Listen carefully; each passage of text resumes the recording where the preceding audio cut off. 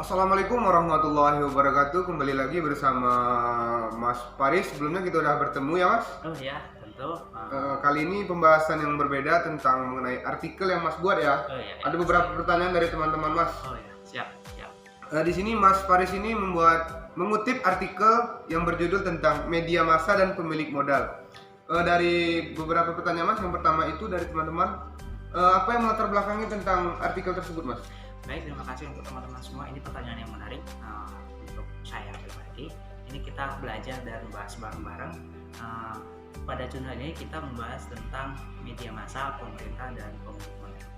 Jadi yang menjadi latar belakang terciptanya judul atau jurnal tersebut ialah melihat dari keadaan di era reformasi politik, kebebasan berekspresi, dan juga demokratisasi komunikasi selalu mewarnai pandangan dari para elit kekuasaan negara, elit politik, pemegang modal atau pemilik modal, dan juga penguasa otoritas sosial budaya di masyarakat.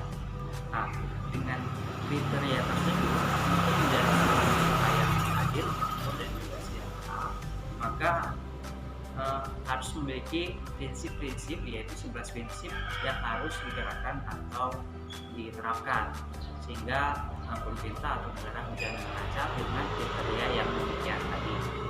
Nah, beberapa prinsip tersebut yaitu sebuah pemerintah kita berdasarkan konstitusi.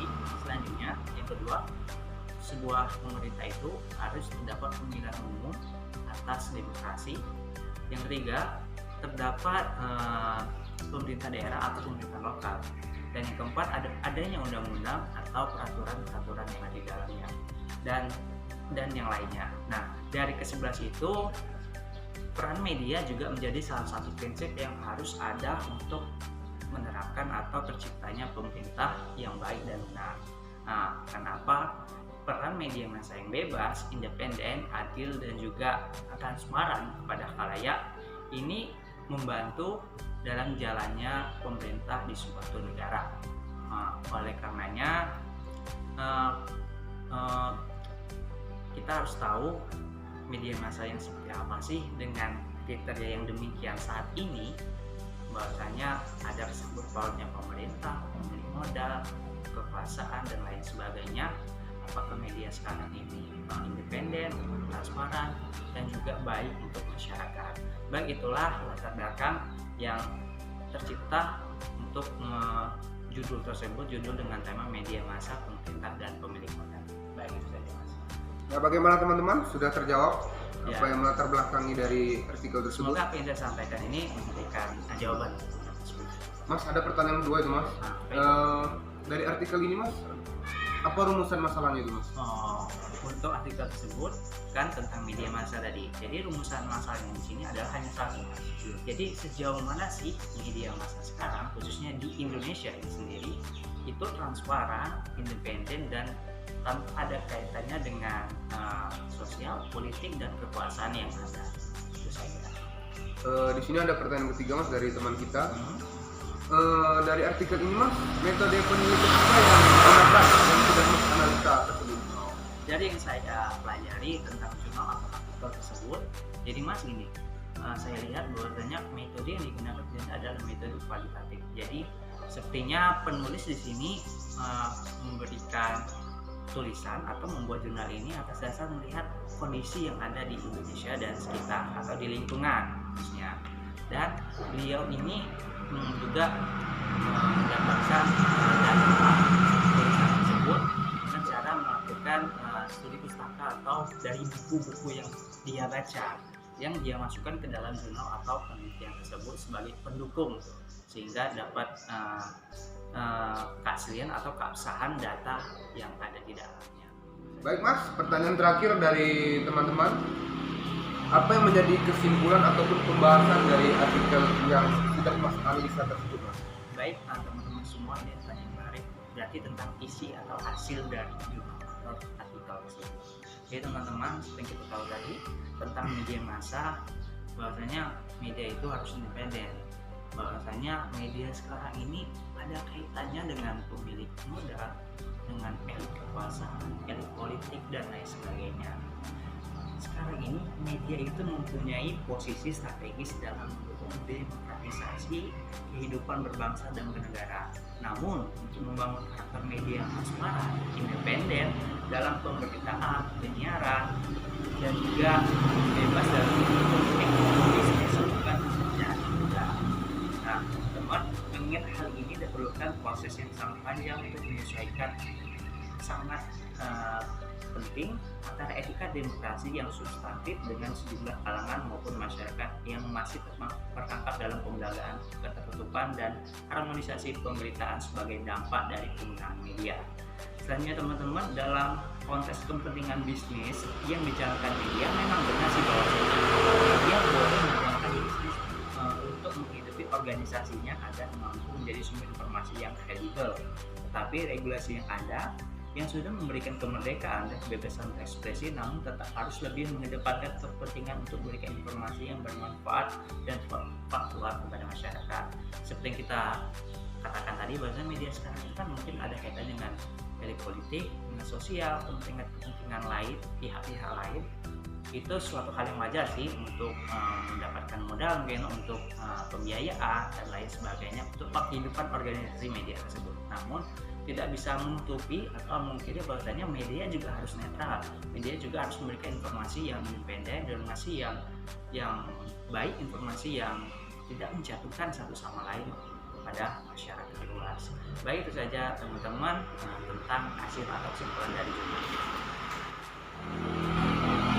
Baik Mas, terima kasih sudah menjawab 4 pertanyaan dari teman-teman. Ya. Ada 2 pertanyaan terakhir dari pribadi saya. Siap, Mas. Mengapa seorang mahasiswa komunikasi ataupun seorang jurnalistik perlu mengetahui hal yang Mas analisa dari artikel tersebut? Baik, ini sebuah pertanyaan yang penting yang menarik dari Mas. Jadi kenapa sih seorang mahasiswa komunikasi atau seorang jurnalis harus mengetahui tentang jurnal atau artikel yang saya sampaikan ini tentang media massa, pemerintah, dan pemilik modal? Gini, seorang mahasiswa, apalagi jurusan komunikasi, yang pastinya anak-anak komunikasi, seorang mahasiswa atau mahasiswa komunikasi ini kan kemungkinan besar mereka ini wilayah kerja atau kelulusan mereka ini akan terjun ke dunia jurnalis atau media, baik itu media cetak, elektronik, online, dan lain sebagainya. Sebelum terjun ke wilayah tersebut, kita harus lebih mengetahui dulu apa sih yang kemungkinan yang akan ada di dalam media massa tersebut. Apa sih yang akan terjadi? Apa sih sangkut pautnya dengan pihak-pihak luar, dengan kekuasaan, dengan politik, dengan sosial budaya yang ada di luar. Kenapa kita mengetahui sekarang agar ketika kita bekerja masuk ke bidang atau wilayah media tadi, kita bisa tahu, kita bisa bergerak dengan baik tanpa harus sangkut paut dengan kesalahan, dengan kegiatan-kegiatan yang salah di dalam media atau kecurangan, pernyataan, dan lain sebagainya. Sehingga kita bisa masuk ke media-media yang baik, media-media yang independen, media yang memberikan informasi kepada masyarakat yang transparan dan lain sebagainya. Sehingga setelah saya katakan ini sangat penting diketahui kepada masyarakat, kepada mahasiswa jurusan komunikasi dan juga seorang jurnalis. Baik Mas, terima kasih sudah menjawab pertanyaan saya yang pertama tadi. Nah, di sini ada pertanyaan terakhir Mas. Ini sangat penting mungkin ya Mas menurut saya. Mengapa artikel atau jurnal yang Mas analisa ini perlu dipublikasikan oleh kalangan banyak ataupun masyarakat, terutama di Indonesia ini Mas? Baik, ini sangat penting ya, apalagi masyarakat luas yang nonton kita pada video ini. Biasanya kenapa sih artikel atau jurnal ini penting untuk dipublikasikan atau diketahui oleh masyarakat luas yang nonton atau yang paham tentang jurnal ini? Jadi alasannya karena di dalam jurnal ini itu menjelaskan tentang bagaimana kondisi media massa sekarang ini, khususnya di Indonesia sekarang ini.